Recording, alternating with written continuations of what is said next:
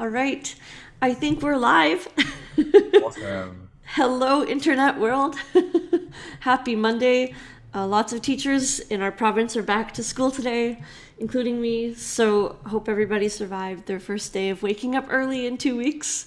My name is Jennifer West. I am the artistic director of Muse West Concerts and the host of Cello Chats, which is going to be part of our podcast. Take note, but I couldn't resist the cute name. So here we are. Today, I would like to first off acknowledge that I am situated on the ancestral traditional territories of the Coast Salish peoples, including the territories of Musqueam, Squamish, and Tsleil-Waututh. I'm grateful for their stewardship of this beautiful corner of Turtle Island, which is also known as North America. I am joined by someone, finally a guest in the same time zone. I am joined by LA-based cellist Yoshi Musada. How are you doing today? Good, thank you. I'm doing very well. How Welcome are to our you? podcast. I'm great. It is turned to spring weather, and I'm so excited that for the next 7 weeks, because we're skipping 1 week for a piano recital, for the next Okay. 7 weeks, we get to hear the complete Bach cello suites. Yes, that's I awesome. I can't wait. I think it's going to be a great way to bring in a new season of spring. And so we'll just have a few fun questions for our audience to get to know you. And the first question is, after a concert, what is your go-to meal? Oh, uh, gosh, something Asian? That's a good call. Yes. So that means that Los Angeles and Vancouver have great choices. Oh, incredibly amazing choices. Yeah. Awesome. And what is your go-to beverage of choice after a concert? Has to be a beer. It has to be a beer. It's the most refreshing thing I can have, and so yeah. It's true. And last kind of rapid fire question, Dvorak concerto or Schumann concerto? Oh, you can't do this to me.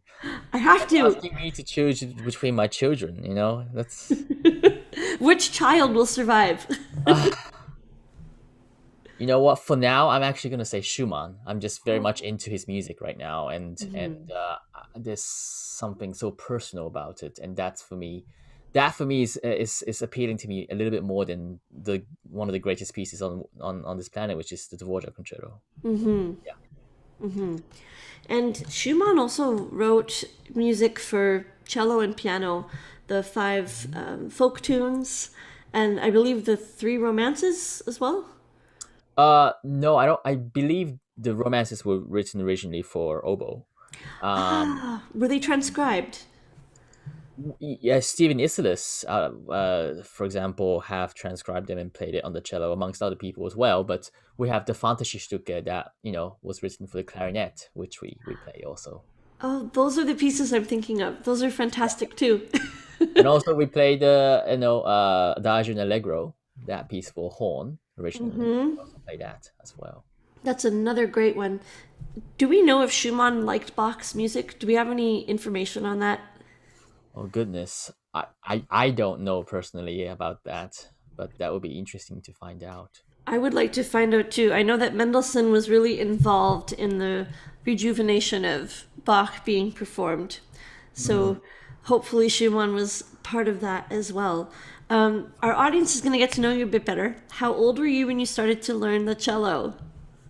I believe I was 5 years old actually. Did you have a 1/8 mini cello? I believe it was a 10th sized A cello. 10th cello? Yes. One of I've those always. Suzuki cello. I started with the Suzuki method, Okay. and they had these instruments that yeah they sold. So you have Go Talent Roadie and Long Long Ago memorized from a young age. Oh right, yes, that's right. Those two tunes in book one. Twinkle Twinkle variations. Yes, famous or infamous. And when you were young, was it something you were kind of motivated to practice, or initially you needed some external motivation, or did you love the cello from the beginning? No, I didn't like the cello from the beginning. I mean, I liked the cello in the sense that I liked the sound of it, and I really liked the instrument. but I didn't like to practice. That's not something I obviously, as a 5-year-old, I much preferred to be outside with my friends and play. It was probably not until the age of around 10 that I really started to practice on my own accord. And that's I like to give credit really to my teacher then, who really inspired me to enjoy and understand the music more from like a inside out kind of sensation. So Is that something you try to bring to your students? I know you have quite a full studio and you're doing a lot of teaching as well. absolutely, absolutely. I think especially kids in in sort of teens where they are preparing for colleges and college auditions and whatnot. It's so easy to lose focus of what's important. It's a competitive world out there. I understand. That's for sure. We both know how difficult it is to make a living as a musician. But there's so much more to music than just to play the right notes with a good sound. And I think it's very important to remind them why they're doing music in the first place, and what the message of or the intent of the composer was. Yeah. I agree, and I think that that can get lost in the big international competitions or the large auditions or the important juries or recitals. Right. Right. Absolutely. It's very true. Do you play any other musical instruments other than the cello? Yes, I actually received formal education on the piano as I was when I was a kid, but it was still the cello, which was the first instrument I picked up. But yeah, I did piano for a few years, so I wouldn't say I'm great at it, but I'm able to learn my pieces, by playing the piano parts, which really helps. So helps to understand the piece more, and so I'm really grateful for that ability. And I you know I dabble on the guitar, but that's sort of self-taught. So just basic chords, just singing songs. That's about it. And I think I see a Bach Barenreiter score behind you. Yes, yes, yes. So, okay, this actually is a question that I didn't draft before, but now I'm thinking of this. How do you pick which edition to learn Bach from? And do you have multiple editions? No. Well, as a child, I was brought up with the Bärenreiter, the August Wenzinger edition, which is sort of the standard edition that most people go to because it's the most sort of, I would say, the most unbiased version of Bach. So I started off on that with his not fingerings but bowings. But of course, that edition is one of those clean copies where the editor decided to take out all the slurrings and sort of giving you the free reign to decide. So it wasn't what I was brought up with, but now, coming back to the to suites so many times, you are sort of rediscovering new ways to approach it. So that's sort of where my new base is now. Yeah. That's wonderful. But And if you see my old edition, the Ventinger edition of my Bach, I it's do. sort of like the Dead Sea Scrolls. Actually, if you see it, everything's ripped apart in the corners, pages are missing, and so Has it forth. lost its cover? No, no, I used a sellotape to stick it back on. So That's awesome. yeah, Because as many cellists there are in the world, there is that many interpretations of these suites. right, I've heard them a few times, all played remarkably well live, and each of the performances has had something that I've really appreciated. sure. And it's really special to us at Muse West to bring these suites back because these were part of our inaugural first season Mm. 7 years ago. And a wonderful cellist based in Switzerland, David Egert, played these for us. Oh, I love And his playing, by the way. you know David, okay. I don't know him personally, but I've always admired his playing. Yes. It was a pretty spectacular 2 evenings, and it presented some interesting challenges like, do we play this in one evening and have a supper break and start a bit early? Do we do this over 2 nights? And so he decided to reframe it by having a very contemporary solo piece between each suite, Hmm. and then go attacca into the suites. And that worked really well. Right. I've also heard Jean-Ken Keras play, and that was two concerts, one at 1 p.m. and one at 4 p.m. with a long extended coffee break. That worked well. Hmm. And I've also heard Colin Carr play them where there was a 2 hour dinner break. So it's been very cool to hear those live, and I hope one day you can play them live for us in Vancouver. Oh, that'll be lovely. Yeah. Yes. So tell us, what is the first Bach suite that you learned as a student or as a kid? Do Well, you remember? I think it must be the first suite. In fact, I think. Oh, you know what? Maybe not. It's either the first or the third suite. The bourrées from the third suite is often. I think that's even in one of the Suzuki books. So Yes. I think it might have been that, honestly. But first suite follows very closely after that. Definitely. It's kind of the your introduction to the wonderful world. Absolutely. Yeah. And I've heard, tell me if this is a rumor or can be confirmed, the sixth suite is the most difficult. In well, I mean, yes, in technically for sure. Just because we're trying to play a piece written for five strings, on a normal four-string cello. So yes, in terms of the double stopping and all that that's involved, yes, it's technically probably, yeah. But I would say the fourth suite follows very closely behind that too. That's not an easy suite to play either, technically. And the key of E flat major is not necessarily friendly for cello. Yeah, that's very true. That's very true. Yes. Now, it's so interesting because, you know, a year ago is when most countries sort of started locking down. And a year later, in our province, in British Columbia at least, the numbers of cases of COVID are higher than they've ever been. Mm. Ever. So I guess this is the third wave, or maybe we're Oh, still in a. wow. Yeah. And variants too. Right.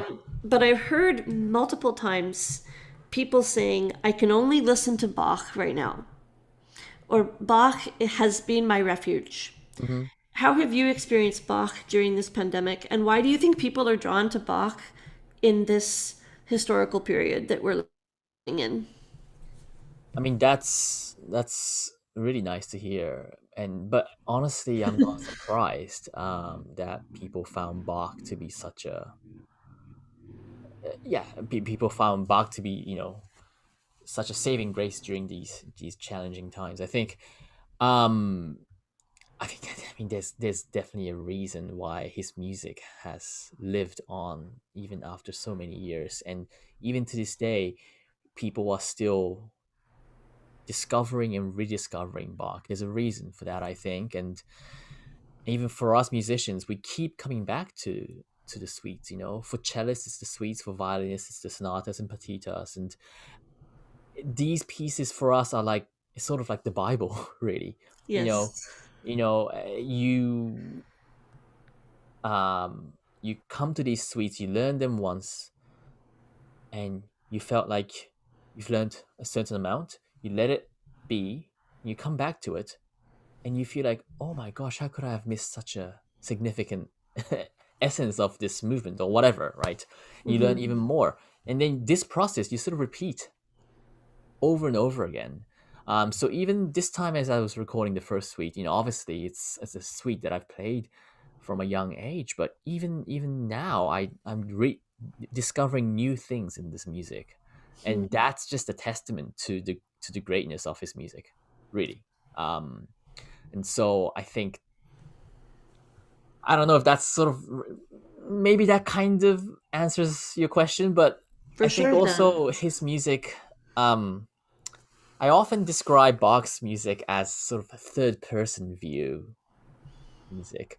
I don't feel like he's definitely necessarily, when there's a sad music, it's not like, oh, I can feel Bach being sad. It's not so much about that, but more like, wow, he's really set the scene for us to see something that is very sad or something that's very happy. So he's very good at that storytelling. And so I feel like maybe in a sense,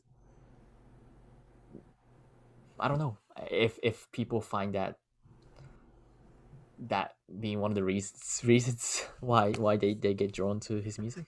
I think I think that's absolutely true, and I think that that's a very compelling answer because with the sadness of Schumann or Chopin or Dvorak, Mhm. it's a personal sadness, and if you don't have the particular heartbreak that Schumann or Chopin has, it's hard to identify with actually. And I think with Bach, especially the cello suites, and of course for the people in the Western Christian tradition right now, this is Holy Week, so Right. we're hearing a lot of St. John's Passion and St. Matthew's Passion and Mass in B minor, and the universality of Bach, whether a person is of any faith, like you said, he has set the stage. Oh, I recognize this stage is set for something sad. This stage is set for something peaceful. And I think that the cello suites are a perfect example of that universality. Mm. Yeah, I agree. So this suite that you're playing for us, suite number 1, super famous prelude. Yes. And for all of the kids that are listening to this interview, G major has 1 sharp, F sharp. And tell us about this key in general, Yoshi. Like when you hear G major or you see 1 sharp, are there colors or adjectives that come to mind? Well, I see it as personally the second purest key to C major, so it's still very much a yeah, pure, warm, innocent, maybe even, well, no, I wouldn't go as far as saying naive, but there's a sense of innocence, I think, still, Yes. and in this key. And for the cello, of course, it uses two of the open strings, G and D strings. So, it's a very well suited key for the cello, I would say. Yeah. So much resonance. Yes. So let's go through this dance suite. And I know we have some advanced music students that listen in to our podcast who part of our rural conservatory curriculum in their later levels of study is to know the movements of a dance suite. So this is their lucky day. It starts with the prelude, probably the most famous piece written for cello, thanks to many movies, commercials, TV, Yo Yo Ma. Tell us about the prelude. Yes, well, the prelude, as you were saying earlier, it's the most recognized piece of music for solo cello. I mean, right, even non-musicians know this. So I try not to think about that when I was recording this. Uh, Even amongst us, he's like, "Oh, how's he gonna play this?" It's It's sort of daunting. it's a little bit like that. But yeah, no, I try not to think about that. It's quite interesting because we often get drawn to the lowest and the highest sounds that one is constantly making. But actually, this time I really tried to think of the sounds in between, and actually, there's so much more shape than I've initially realized in the inner lines. And as you know, I think a lot of ways in which Bach tried to create polyphony in music for solo instrument is in the way in which he wrote voices within one line.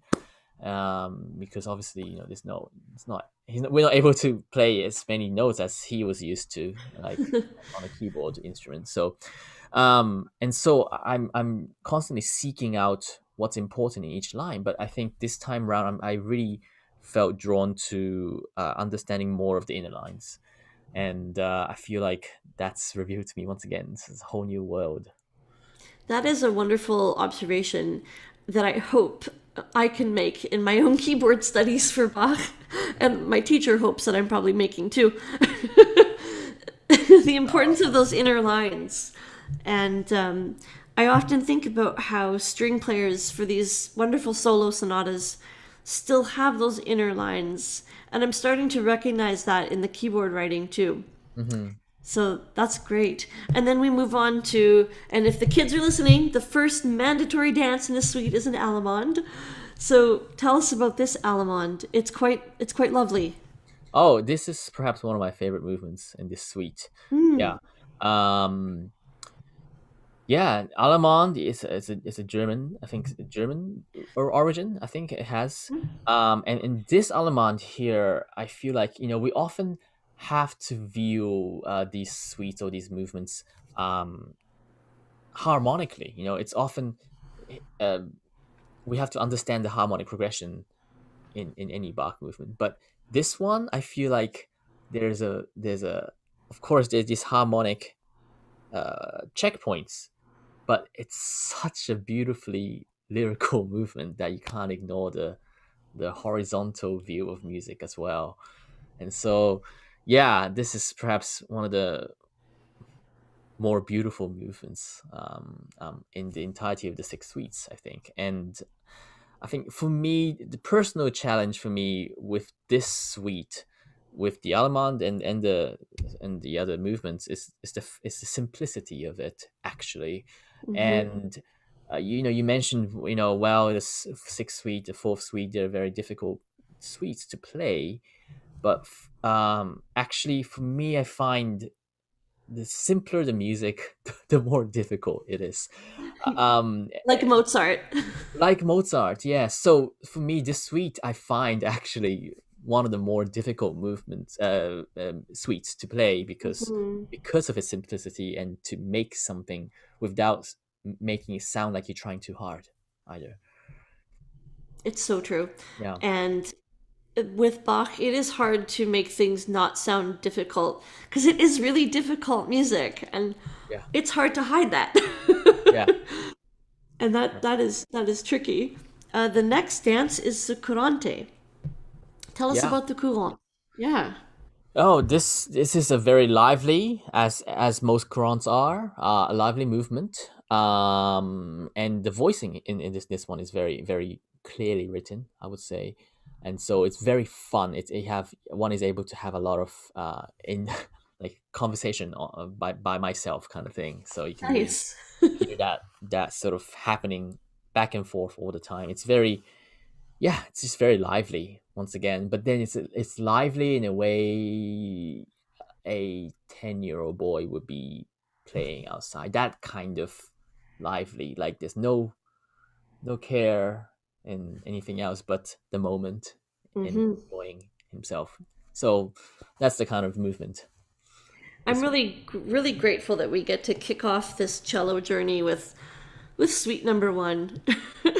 Just Yeah, experience the joy of G major and the naivete and innocence of yeah. that key. I'm thinking to some Mozart sonatas that are in G major that are an earlier Keuchel number that have that innocence of youth. And so Mhm. I think that's very characteristic of G major, and I definitely agree with you.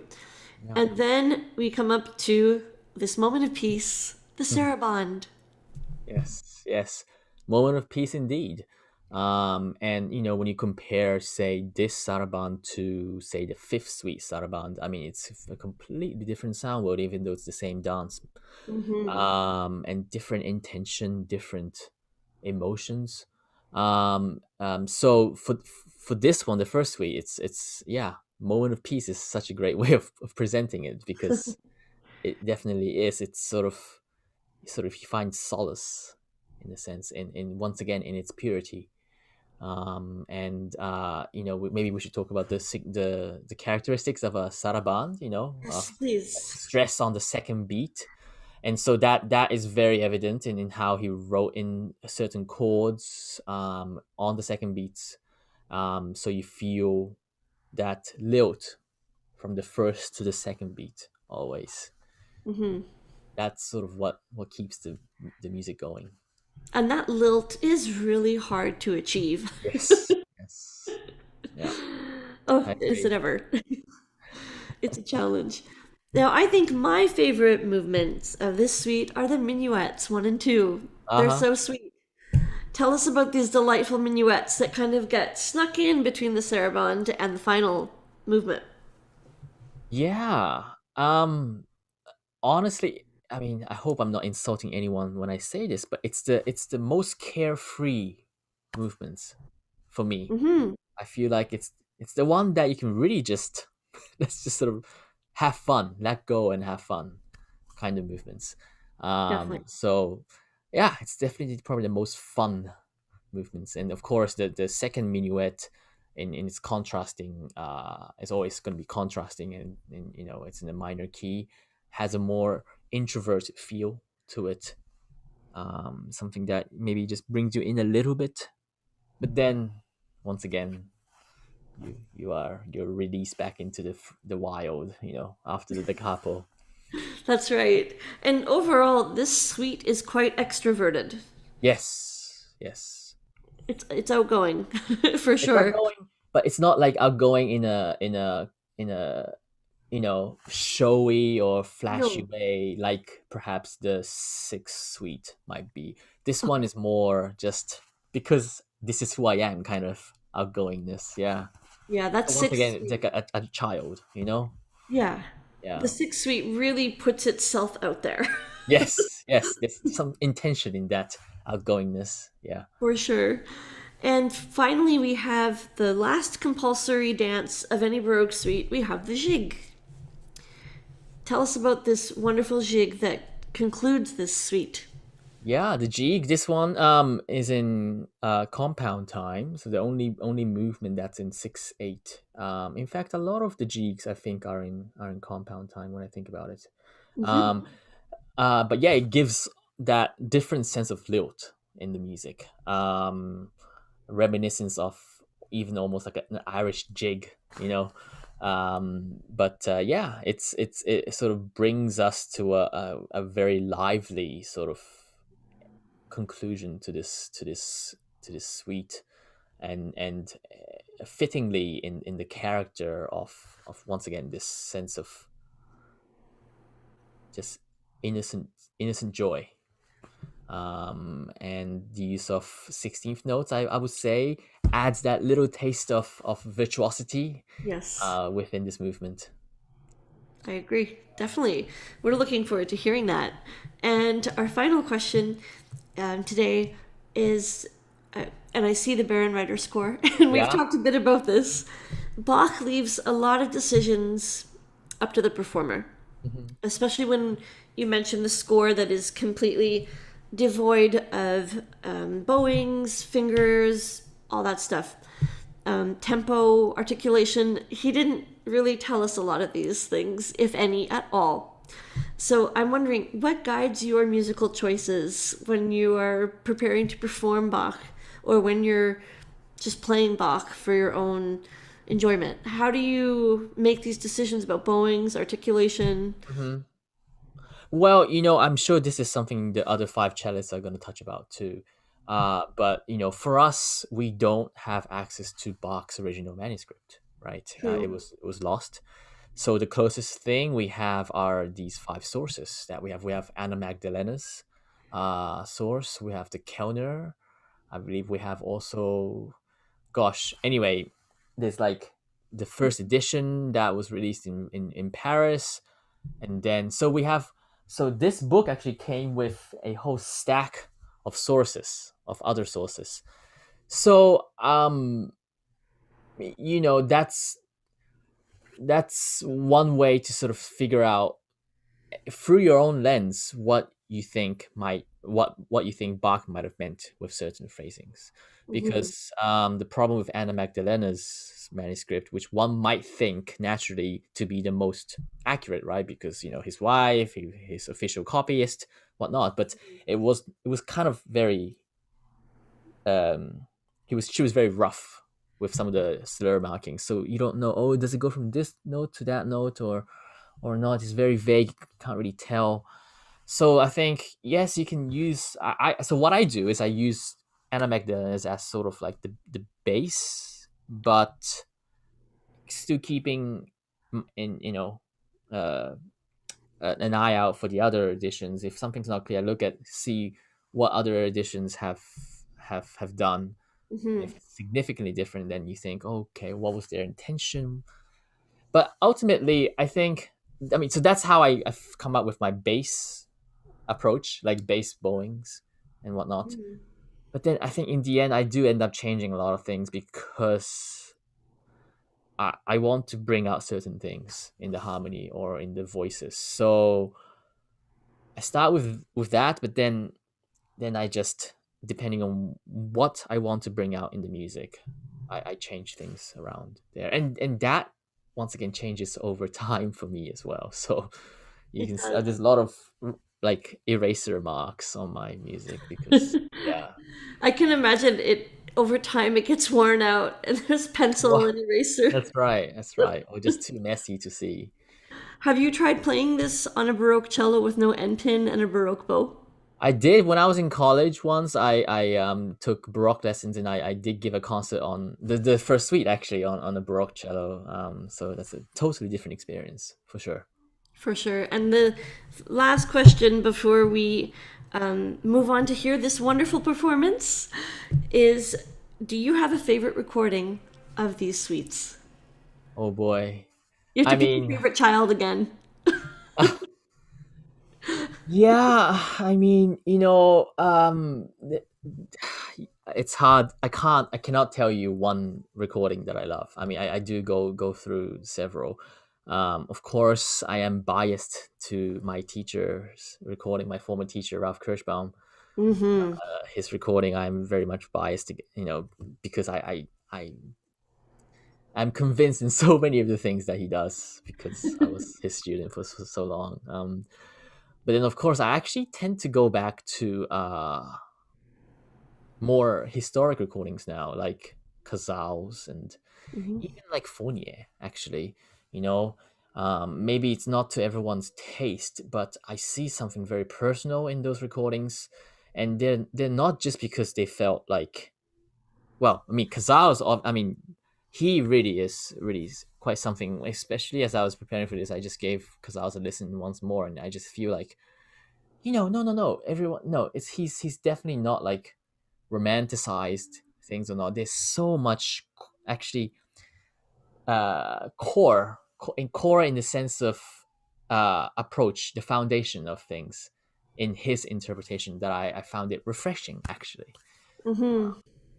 So yeah, I tend to go back to some of the more historic recordings back in the day for I think now. my favorite is Honor Bilsma.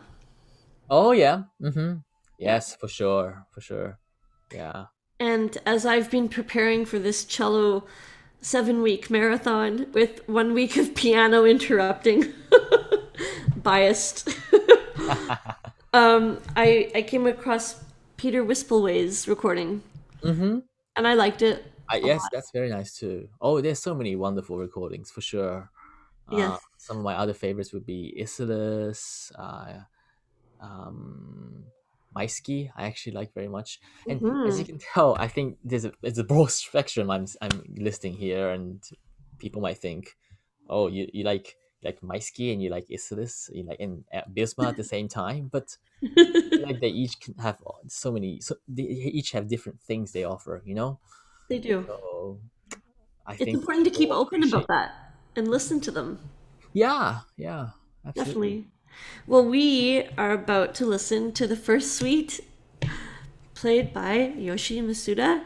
Thank you so much for taking the time to speak with us before this performance. No worries. Thank you so much for having me and inviting me to play this. I hope you'll enjoy this. Thank you so much. And everyone, bon concert. Have a great concert.